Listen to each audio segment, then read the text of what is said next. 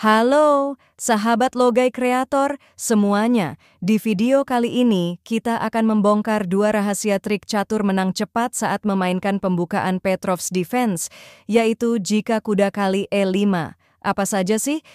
Di posisi ini, hitam bisa menerapkan jebakan dengan kuda kali pion. Dan juga di posisi ini, hitam dapat memainkan kuda ke C6, agar lawan memanfaatkan keunggulan pionnya dengan menerima pertukaran kuda. Pertama, yaitu kuda kali pion mengikuti gerakan putih. Dengan kuda hitam di E4 ini, dapat mengundang menteri bergerak ke E2. Ada harapan kuda balik lagi ke F6, menghindari ancaman menteri. Dan putih akan melakukan skak menteri dengan kuda ke C6. Dan putih bisa dipastikan memenangkan permainan, karena dapat menteri. Padahal di sini hitam bertujuan menggratiskan kuda, menteri akan ke E7. Dan buat putih yang terjebak permainan hitam ini, pasti menterinya akan kali kuda, sekaligus melindungi kudanya. Padahal sebetulnya hitam juga akan mendapatkan kuda. Pion D-nya dimajukan mengancam kuda. Kuda tidak dapat pergi karena menterinya bisa hilang disantap menteri. Dan biasanya putih akan memajukan pionnya ke D4 untuk menangkap kembali pion sekaligus membuka serangan gajahnya. Maka tidak usah dibiarkan, langsung santap kudanya dengan pion. Setelah pion kali pion kembali, ancam lagi pionnya dengan kuda. Ada dua pilihan gerakan putih untuk melindungi pionnya, yaitu gajah ke F4 dan pion ke F4. Jika gajah ke F4, maka gajah akan terjebak. Jika setelah hitam mengusirnya dengan pion ke G5, gajah dimundurkan ke G3. Karena hitam akan memajukan pion ke F5, putih tidak akan melakukan enpasan karena menteri bisa hilang disantap menteri. Saat ini menteri terancam pion, jadi menteri pasti menghindari ancaman pion, misalkan ke A4, dan pion akan dimajukan ke F4, dan pada langkah berikutnya hitam akan dapat gajah. Dan sekarang kita lihat lagi ke posisi tadi saat pion butuh pelindung.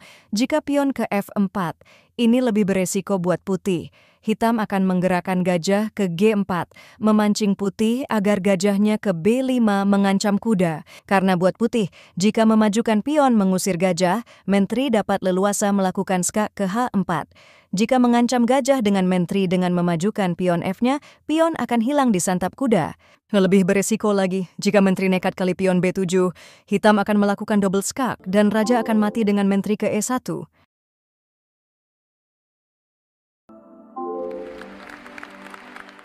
Jika benar gajah ke B5, tidak perlu memundurkan gajah ke D7, tapi hitam akan rokade panjang.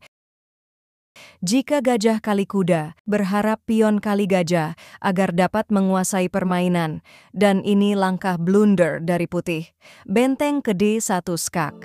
Raja geser ke F2 dan benteng kali benteng, memberi kesempatan untuk putih melakukan skak dengan gajahnya.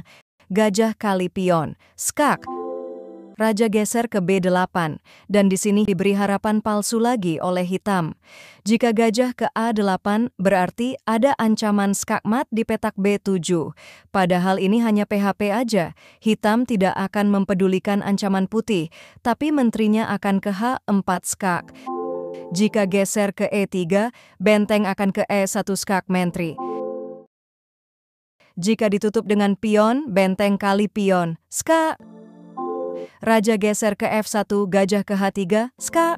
Raja geser ke E1, menteri kali pion, skak.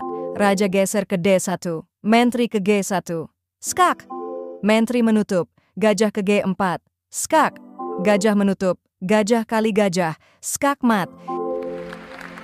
Jika saat diskak dengan benteng tadi, raja geser ke G1, maka menteri kali pion, skak. Raja geser, menteri ke F2, skak mat.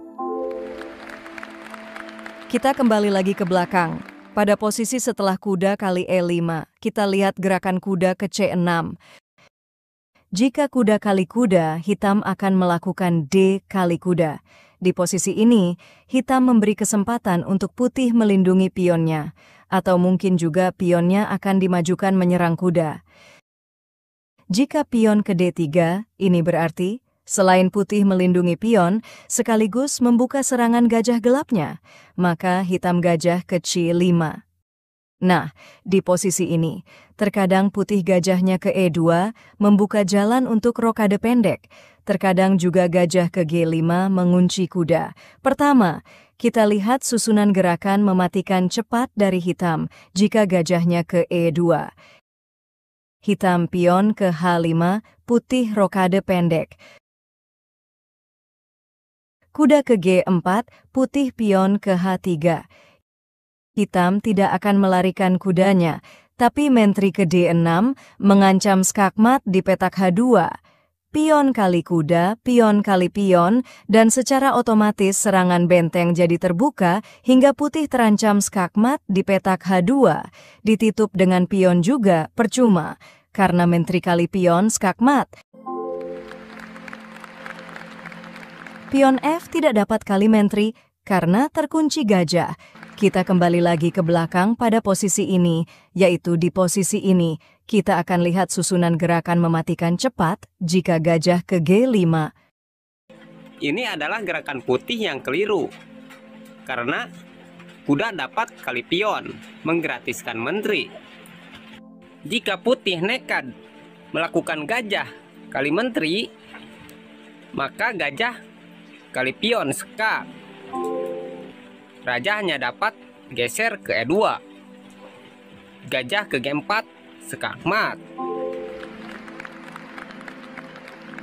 Lalu bagaimana bang jika pada posisi ini gajah mundur ke E3 menutup ancaman gajah? Maka gajah kali gajah, pion kali gajah, menteri ke H4 skak.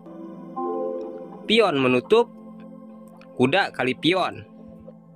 Jika pion kali kuda, menteri kali benteng. Jika tadi benteng geser mengancam kuda, kuda diangkat skak dengan menteri. Benteng menutup, menteri kali pion. Benteng ke G2 mengancam menteri. Menteri balik lagi ke H4 skak. Raja geser, gajah ke G4 skak. Benteng kali gajah, menteri ke F2 skakmat. Kita lihat lagi saat gajah mundur ke E3 menutup serangan gajah. Bagaimana bang jika saat gajah kali gajah tadi putih tidak pion kali gajah, tapi pion kali kuda? Maka gajah kali pion skak. Jika raja kali gajah, maka hitam dapat menteri. Jika tadi raja geser ke E2, gajah ke G4 skak. Raja kali gajah, putih kehilangan menteri juga. Kita lihat lagi sedikit ke belakang, yaitu saat kuda kali pion. Bagaimana jika di posisi ini pion kali kuda? Maka akan terjadi seperti yang baru saja kita perlihatkan. Gajah kali pion skak. Jika raja kali gajah, menteri kali menteri. Dan jika tadi raja geser ke E2, gajah ke G4 skak. Raja kali gajah, menteri kali menteri. Kita kembali lagi ke belakang, yaitu setelah D kali kuda. Di sini putih memajukan pion mengancam kuda.